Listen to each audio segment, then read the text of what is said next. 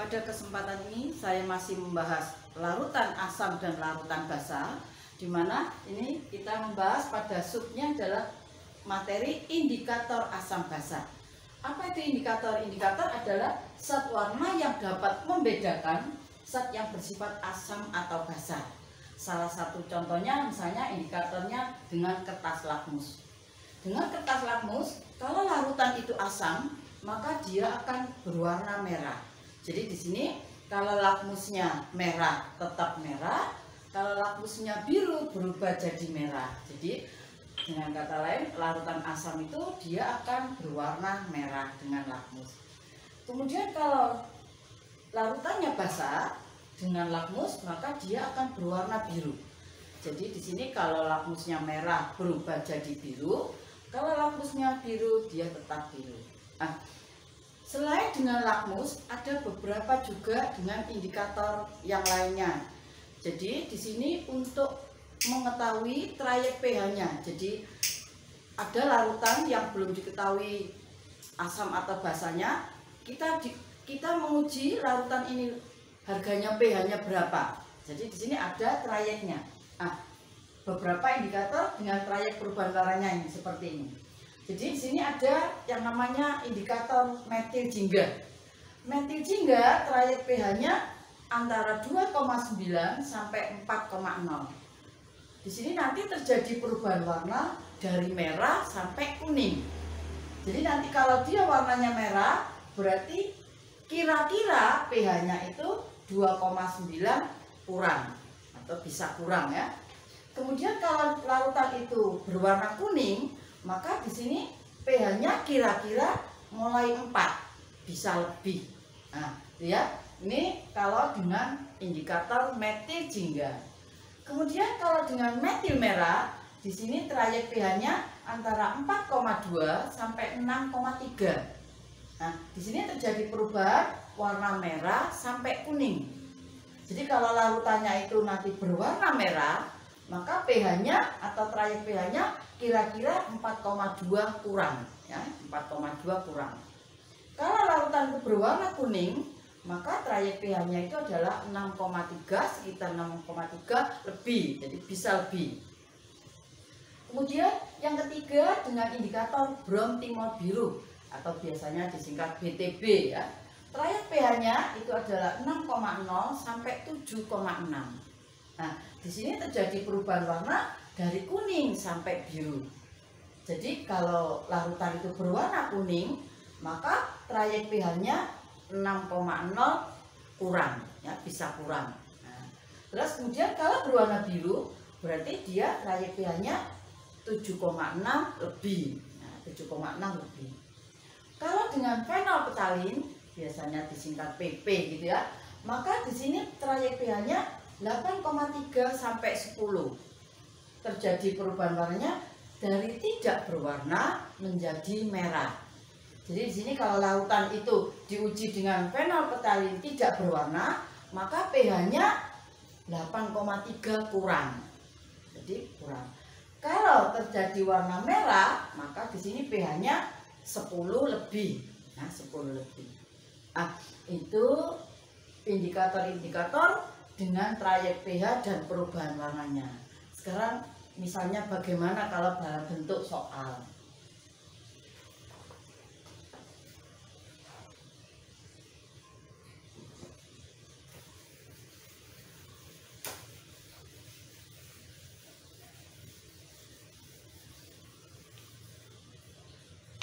Nah, misalnya ada soal. Data pengujian air limbah dengan berbagai indikator. Ya, indikatornya dengan metil merah, brom-timol biru, dengan fenolphthalein. Kemudian di sini ada air limbah, limbahnya yaitu limbah A sama limbah B. Jadi misalnya limbah A, di sini limbah A larutannya berwarna kuning setelah diuji dengan metil merah. Metil merah berwarna kuning, maka di sini berarti pH-nya 6,3 lebih, bisa lebih ya. Kemudian dengan brom-timol biru, dia berwarna biru, berarti nanti pH-nya 7,6 lebih ya. Jadi nanti kalau saya gambarkan dengan garis bilangan, itu berarti dia nanti arahnya ke kanan karena lebih. Kemudian dengan fenolphthalein dia tidak berwarna. Tidak berwarna berarti pH-nya 8,3 kurang. Nah, kalau saya gambarkan sini ya, ini limbah A. Limbah A kalau pakai garis bilangan. Nah, misalnya ini. Jadi tadi di sini limbah A-nya dengan metil warna berwarna kuning. Maka di sini pH-nya 6,3 lebih, bisa lebih ya. Berarti kalau saya tulis ini 6,3 pH-nya lebih. Nah, berarti di sini arahnya ke kanan kalau lebih. Ini dengan metil merah. Saya singkat MM, metil merah. Kemudian dengan bromtimol biru berwarna biru. Berarti di sini biru pH-nya 7,6 lebih. Berarti 7,6 bisa lebih ya, akhirnya ke kanan. Nah, ini kalau saya singkat bromtimol biru biasanya singkat BTB. Ini MM saya kasih lebih besar ya. MM, metil merah. Terus kemudian dengan fenolphthalein tidak berwarna. Di sini tidak berwarna berarti trayek pH-nya 8,3, bisa kurang, maka arahnya ke kiri. Ini 8,3 ke kiri. Nah, ini kalau fenolphthalein biasanya dikasih PP, fenolphthalein. Nah, PP itu biasanya digunakan untuk indikator titrasi asam basa.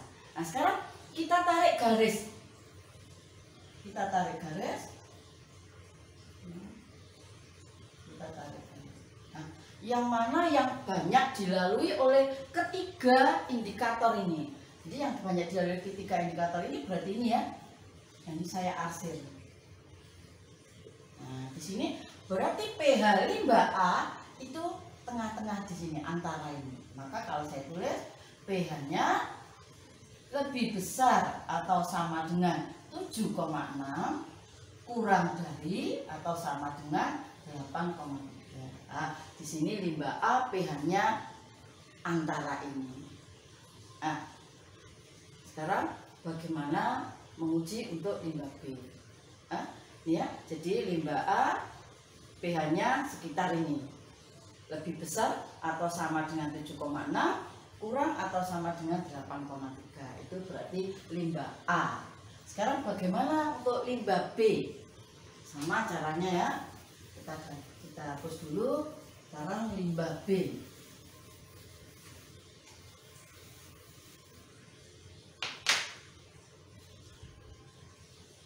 Nah, limbah B saya buat garis bilangan dulu. Mbak perhatikan, limbah B dengan metil merah berwarna kuning. Dengan metil merah berwarna kuning. Berarti di sini pH-nya 6,3 ke kanan, bisa lebih ya.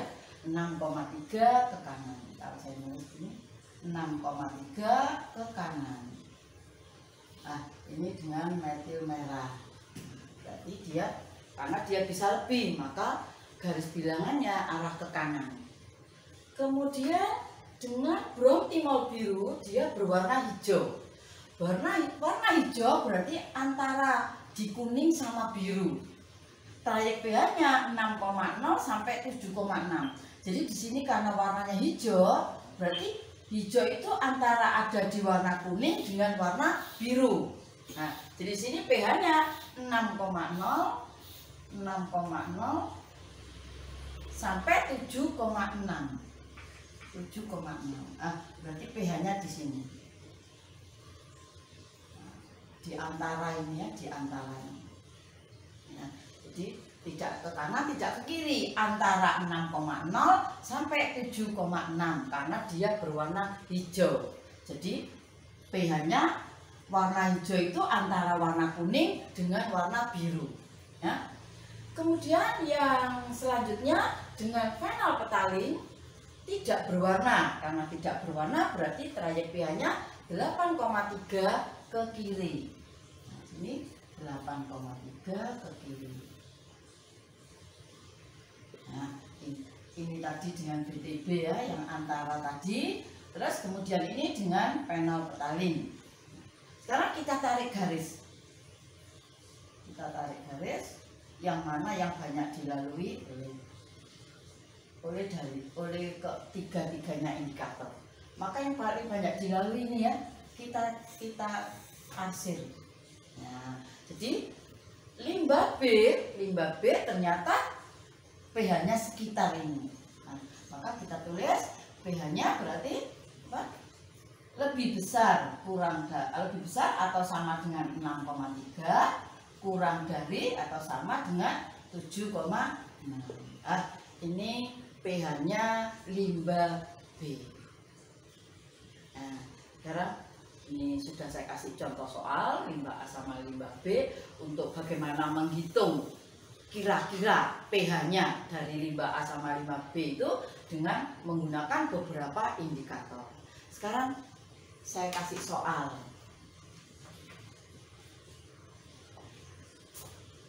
Ini soalnya. Berdasarkan pengujian, sampel air limbah diperoleh data sebagai berikut. Di sini dengan ada limbahnya ada 2, X sama Y. Dengan indikator metil merah, pH-nya ini larutan X berwarna kuning. Nah, berarti nanti berwarna kuning, harga pH-nya 6,3 ke kanan karena bisa lebih. Terus kemudian dengan brom kristal hijau, dia berwarna biru. Berwarna biru berarti di sini trayek pH-nya 5,4 bisa lebih. Ya, bisa lebih berarti nanti arah ke kanan. Kemudian dengan fenolphthalein tidak berwarna. Tidak berwarna di sini trayek pH-nya berarti 8,3 kurang. Jadi arah ke kiri. Nah, sekarang kita kerjakan soal ini. Sekarang kita hitung limbah X-nya dulu. Ini limbah X. Nah, ya. Saya buat garis bilangan dulu. Nah, ini garis bilangannya. Kemudian limbah X dengan metil merah berwarna kuning ya. Berarti pH-nya 6,3 lebih. Berarti arahnya ke kanan. 6,3 ke kanan. Ini dengan metil merah. Kemudian dengan brom kristal hijau dia berwarna biru, berarti 5,4 ke kanan. Ini 5,4 ke kanan. Karena ini dengan brom kristal hijau BKJ, saya singkat BKJ. Kemudian dengan fenolphthalein tidak berwarna, berarti di sini 8,3 ke kiri. Nah, ini dengan PP. Nah, kalau saya tarik garis, nah ternyata yang banyak dilalui oleh ketiga indikator ini daerah sini, daerah 6,3 sampai 8,3. Maka pH-nya bagaimana kalau gitu pH limbah X? Berarti pH limbah X lebih besar sama dengan 6,3 kurang atau sama dengan 8,3. Ini limbah X. Limbah X. Sekarang bagaimana limbah Y? Sekarang kita kerjakan limbah Y-nya.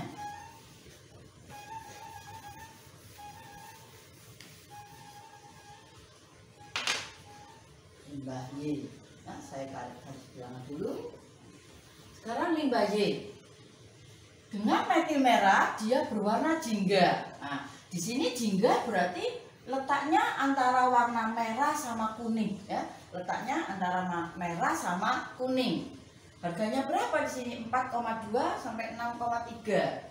Di sini 4,2 sampai 6,3.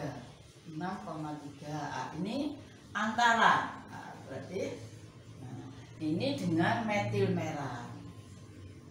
Dengan metil merah dia berwarna jingga karena di sini merah sama kuning, berarti jingga antara merah sama kuning ini warnanya ya. Berarti dengan metil merah ini. Terus kemudian dengan brom kristal hijau berwarna biru. Maka di sini pH-nya 5,4 bisa lebih. Di sini ya, di sini ada 5,4 ke kanan. Nah, ini dengan brom kristal hijau BKJ. Kemudian dengan phenolphthalein tidak berwarna. Di sini dengan phenolphthalein tidak berwarna. Ini dengan PP. Nah, terus sekarang kita tarik garis yang mana yang banyak dilalui. Berarti yang banyak dilalui ini ya. Nah, antara 5,4 sampai 6,3. Ini kita tarik hasil garis. Kita hasil. Nah, berarti limbah Y pH-nya lebih besar sama dengan 5,4 kurang dari atau sama dengan 6,3. Ini harga pH limbah Y. Ada contoh soal, ada soal. Mudah-mudahan kalian bisa mengerjakan soal-soal bila menguji air limbah dengan beberapa indikator. Kurang lebihnya saya mohon maaf. Assalamualaikum warahmatullahi wabarakatuh.